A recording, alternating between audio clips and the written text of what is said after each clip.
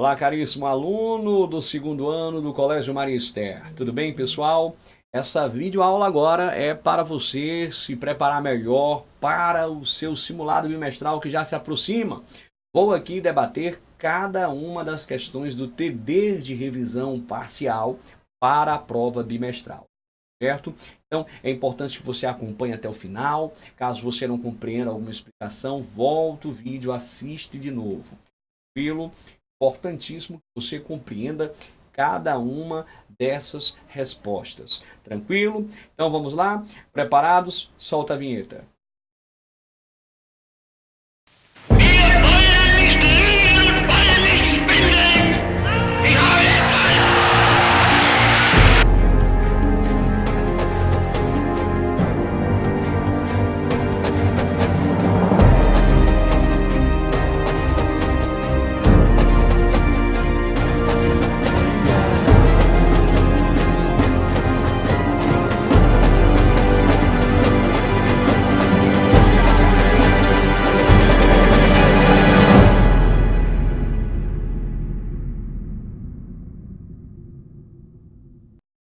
Estamos de volta, meus amigos. Olha só, então vamos começar agora a debater cada uma das questões. Primeiríssima questão, olha aí, o que foi o golpe da maioridade?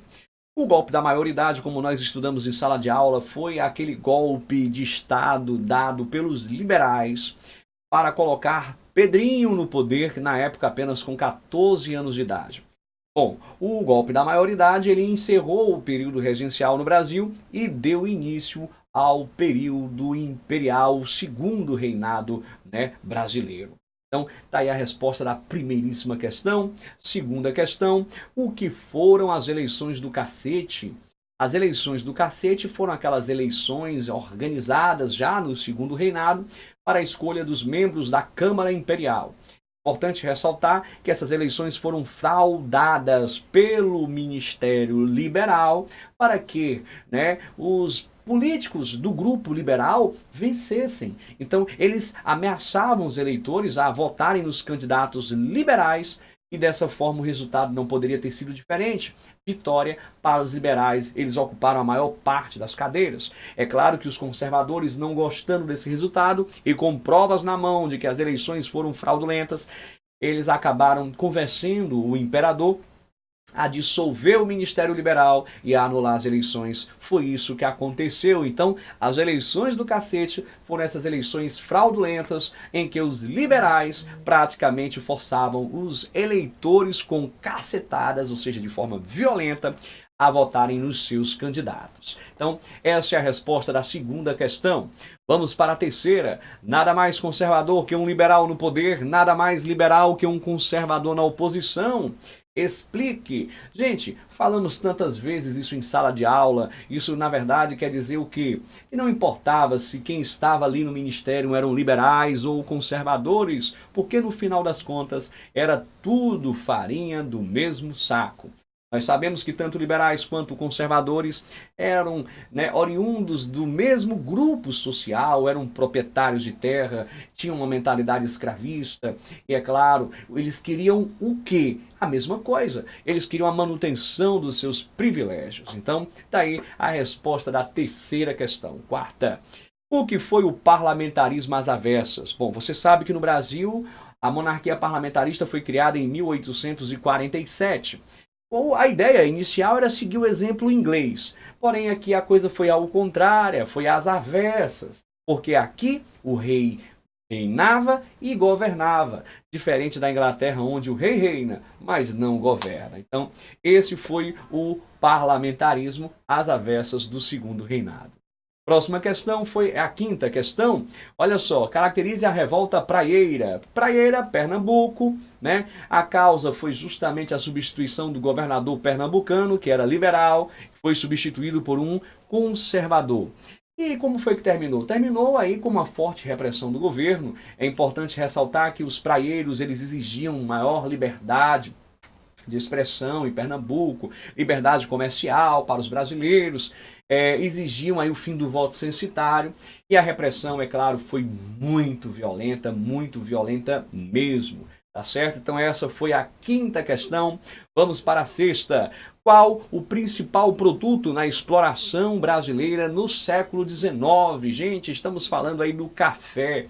O café assumiu a primeira parada do sucesso aí no hall das exportações brasileiras. Certo? Então, tá aí, essa foi a nossa sexta questão. Vamos para a sétima questão. Diferencia as zonas produtoras do café, Vale do Paraíba e Oeste Paulista. Bom, Vale do Paraíba, Rio de Janeiro, Oeste Paulista, São Paulo. Vale do Paraíba, trabalho escravo. Oeste Paulista, trabalho livre e assalariado. Vale do Paraíba, produção extensiva. Oeste Paulista, produção intensiva. Vale do Paraíba, zona rural. E o Oeste Paulista, zona urbana. Foram essas as características primordiais que nós vimos em sala de aula. Próxima questão, questão número 8. O que foi a tarifa Alves Branco? A tarifa Alves Branco foi uma tarifa protecionista que acabou prejudicando bastante os ingleses no Brasil. Você sabe que a Inglaterra tinha muitos privilégios alfandegários. Produtos ingleses que chegavam aqui pagavam 15% e com a tarifa Alves Branco houve um aumento de 30% a 60%. Então foi uma tarifa protecionista. Então, essa foi a oitava questão. Vamos para a nona agora. A nona, o que foi o Bill Aberdeen? Bom, Bill Aberdeen foi um decreto britânico que autorizava a Marinha Inglesa a patrulhar o Oceano Atlântico para impedir o tráfico de escravos. Então, esse foi o Bill Aberdeen, certo? Então, essa é a nona. Vamos para a décima. Caracterize a Era Mauá. Olha aí, pessoal, um período de desenvolvimento industrial, né? Um período de investimento no setor da indústria. Foi um momento em que o famoso Irineu Evangelista de Souza, ele acabou se tornando uma figura importantíssima no segundo reinado no Brasil. Ele que era dono de banco, dono de estaleiros, de siderurgias, ele que realmente via com olhos ingleses a economia norte-americana, ele que acabou quebrando, inclusive, por estar num país onde não se valorizava ainda muito o setor industrial, mas sim apenas o setor agrícola brasileiro. Então, a Era Mauá foi esse período de desenvolvimento, de surto industrial no Brasil. Então, meados do século XIX. Tá certo? Então, tá aí a décima questão. Vamos para a 11ª questão. Cite algumas inovações brasileiras no final do século XIX. Gente, a ferrovia, a energia elétrica, o telégrafo, o telefone são alguns dos principais exemplos. Então, vamos para a 18ª. O que foi o sistema de parceria? O sistema de parceria foi um estímulo à imigração, onde o fazendeiro ele patrocinava a vinda do imigrante, bancava a estadia do imigrante, pagava a alimentação do imigrante. E quando o imigrante começasse a ganhar dinheiro no Brasil, aí é que o imigrante iria ressarcir o fazendeiro. Acabou não dando certo porque reduziu esses imigrantes à condição de semi-escravos, uma vez que as dívidas que eles faziam só aumentavam e a situação deles ficou bastante complicada. Então, tá aí o sistema de parceria. Vamos para a 13ª agora, o que foi a Lei de Terras. A Lei de Terras, ela determinava que uma pessoa só poderia ser considerada proprietária de um pedaço de terra se ela mostrasse o documento de compra e venda, ou seja, mostrasse a escritura dessa terra. Essa lei foi decretada em 1850, o objetivo era impedir que os escravos que conseguiam alforrias acabassem se tornando donos de terras e também para inibir a acessão às terras por parte dos imigrantes que chegavam. Então a Lei de Terras ela tinha essas características, tá bom? Bora então agora para a 14ª questão, pessoal, o que foi a questão Christie? Foi o rompimento diplomático entre Inglaterra e Brasil. E a causa principal foi aí o aprisionamento de navios brasileiros, a mando do embaixador da Inglaterra no Brasil, o senhor William Christie. Então isso gerou esse desentendimento e as relações foram rompidas aí entre 1863 e 1865. Essa foi a questão Christie. Vamos para a questão agora, 15ª questão, olha só, caracterize a Guerra do Paraguai. Gente, a maior guerra da história da América do Sul Uma guerra covarde, como nós estudamos em sala de aula, uma guerra em que Brasil, Argentina, Uruguai se uniram contra o Paraguai, é claro, ainda tinha ali Inglaterra ajudando a Tríplice Aliança, tá certo? Então, as consequências foram desastrosas para o Paraguai. Então, essa foi a famosa Guerra do Paraguai. O que foi a Tríplice Aliança já é a questão 17, então foi uma aliança militar formada por Brasil, Argentina e Uruguai, com o patrocínio britânico aí, bancando, emprestando dinheiro para esta guerra. Certo? Agora a questão 18, cite duas consequências para o Paraguai após a guerra. Bom, o Paraguai quebrou, que apartou, que voou as bandas para tudo que foi lado. O Paraguai perdeu terras, o Paraguai ele teve quase a totalidade da sua população masculina exterminada, o Paraguai teve que pedir dinheiro emprestado, o Paraguai, na verdade, ele acabou aí levando a pior nesta guerra, tá certo? Próxima questão, eu peço para você citar duas consequências para o Brasil. Bom, para o Brasil saiu vencendo, mas isso não significa que as coisas saíram aí às mil maravilhas para o Brasil. Tivemos aí, é claro, né, um fortalecimento do Exército Brasileiro, que foi bom, o fortalecimento do ideal abolicionista, que também foi bom. Porém, meus amigos, o que é que foi ruim para o Brasil? A dívida externa brasileira ela aumentou enormemente aí com a Guerra do Paraguai, uma vez que nós pegamos muito dinheiro emprestado com a Inglaterra. Tá certo? Então tá aí, essa foi a questão número 19, vamos para a questão 20 agora.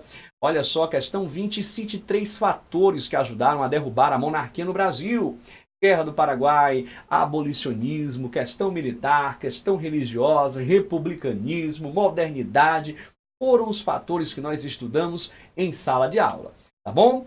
Agora vem a questão número 21, caracterize a Lei Eusébio de Queiroz. Foi a lei que proibiu o tráfico internacional de escravos da África para o Brasil. Mas olha só o internacional era proibido. Dentro do Brasil, o tráfico estava permitido. Questão agora 22. Faça uma relação entre a Lei Eusébio de Queiroz e a industrialização no Brasil. Pessoal, com o fim do tráfico internacional, sobrou dinheiro. E esse dinheiro que antes era usado para comprar escravos, agora foi direcionado para o setor industrial. Eu diria para vocês que a Lei Eusébio de Queiroz, ela acabou contribuindo para o desenvolvimento da indústria brasileira. Quando eu falo desenvolvimento, lembre-se, a indústria começou a engatinhar, certo? Então, cuidado, não foi um surto industrial como muitos até acreditam que foi. Mas foi ali o começo de um processo de industrialização. Ainda de forma lenta, mas é claro, foi um começo, um bom começo. Tá certo? Então essa foi a questão número 22. Vamos para a questão 23. O que foi a lei do ventre livre? A lei que determinava que os filhos de escravos nascidos no Brasil a partir daquela data estariam livres, tá certo? Essa lei na prática também não funcionava porque o filho ficava com a mãe até uma certa idade e é claro, como o fazendeiro gastava com o filho, né, da escrava, do filho, né, da mãe que era escrava, ele fazia uso do trabalho desse menino e de certa forma só com 18 anos tinha a compulsoriedade da sua liberdade decretada. Então, só daria a alforria antes se ele recebesse uma indenização pelo que ele já havia feito. Então, como essa indenização não vinha, a gente sabe perfeitamente que essa lei era mais uma lei para inglês ver, né? Então, retardava o processo abolicionista. Então, essa foi a questão aí, número 23. Vamos para 24, o que foi a lei dos sexagenários.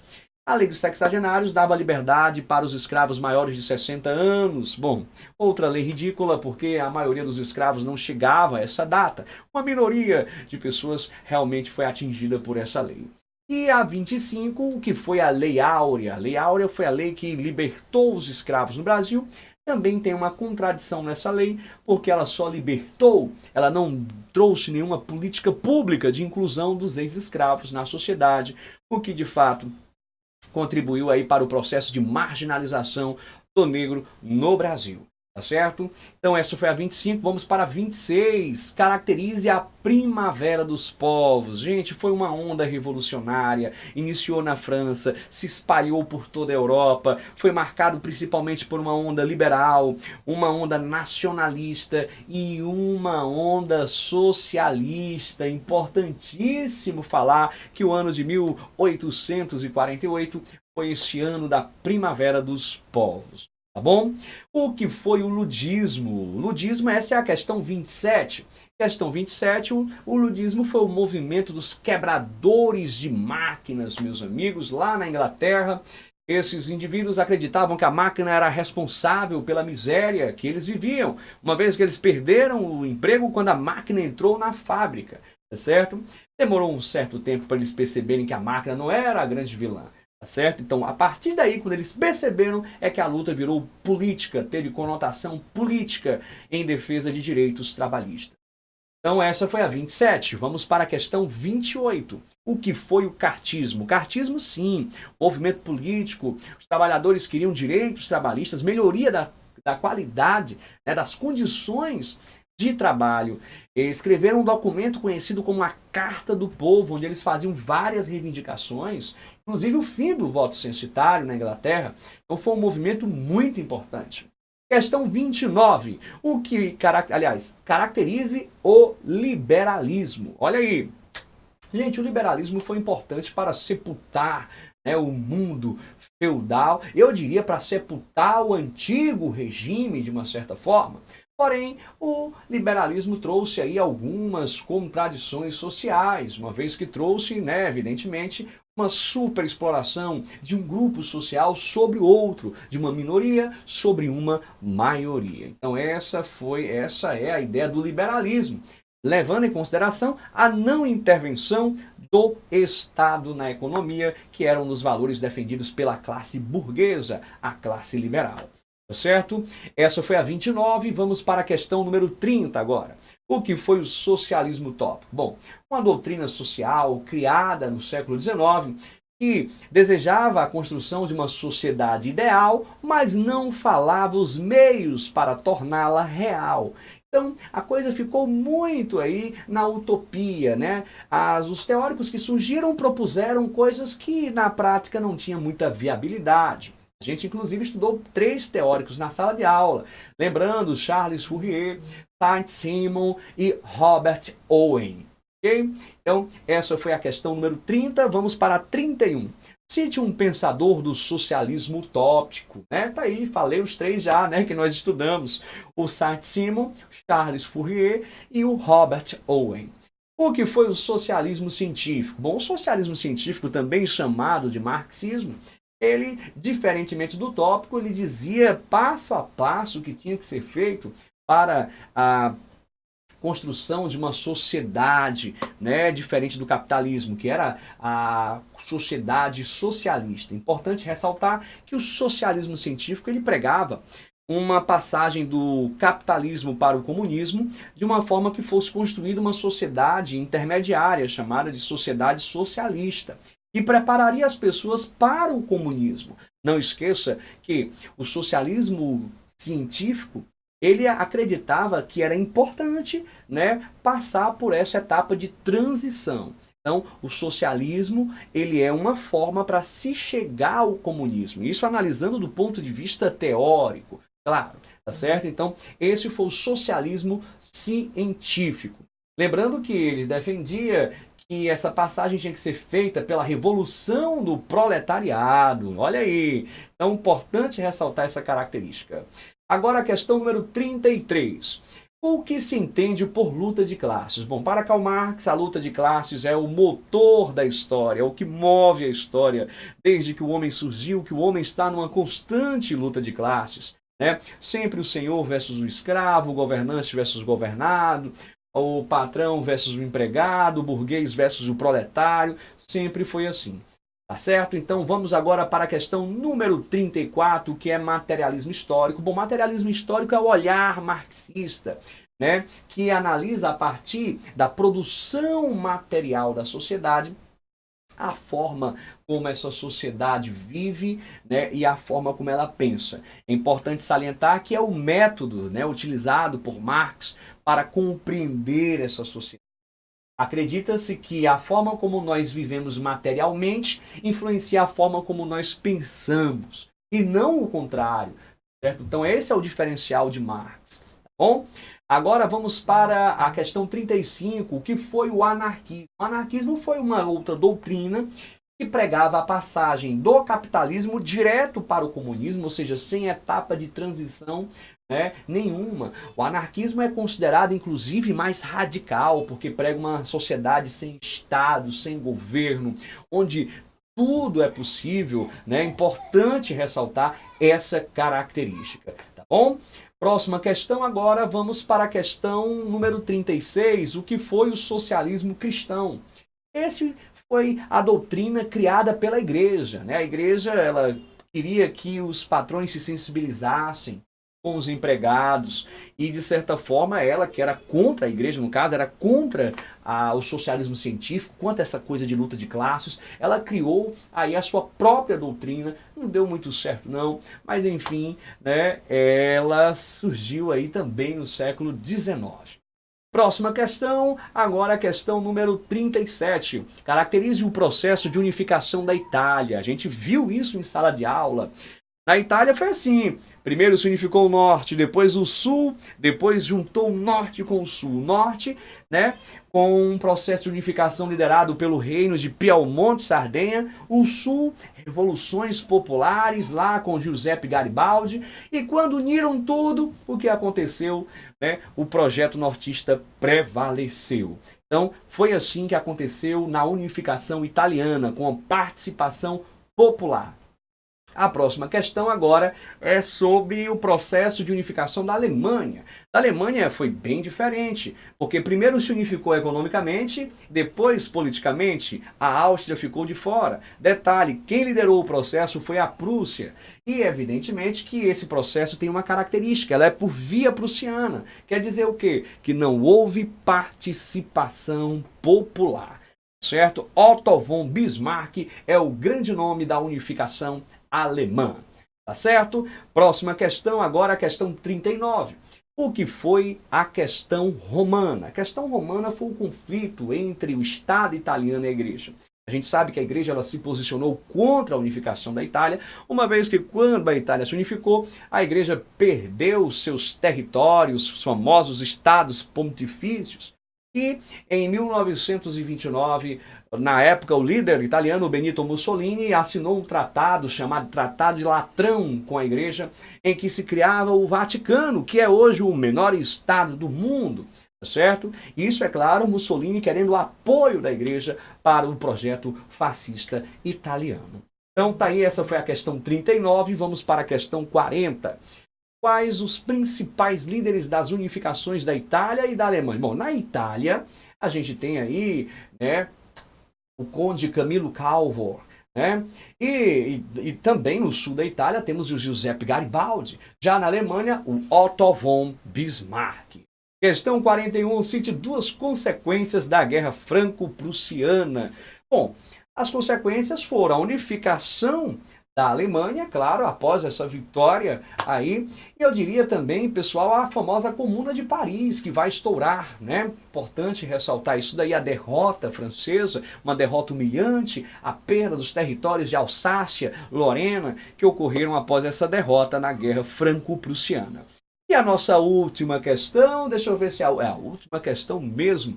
O que foi a Comuna de Paris? A Comuna de Paris foi a primeira tentativa na história de construir um modelo de sociedade socialista, né, comunista. Bom, não deu certo, como a gente sabe, a Comuna durou 72 dias aí, e o governo francês conseguiu retomar aí a cidade de Paris, que foi, né, sitiada.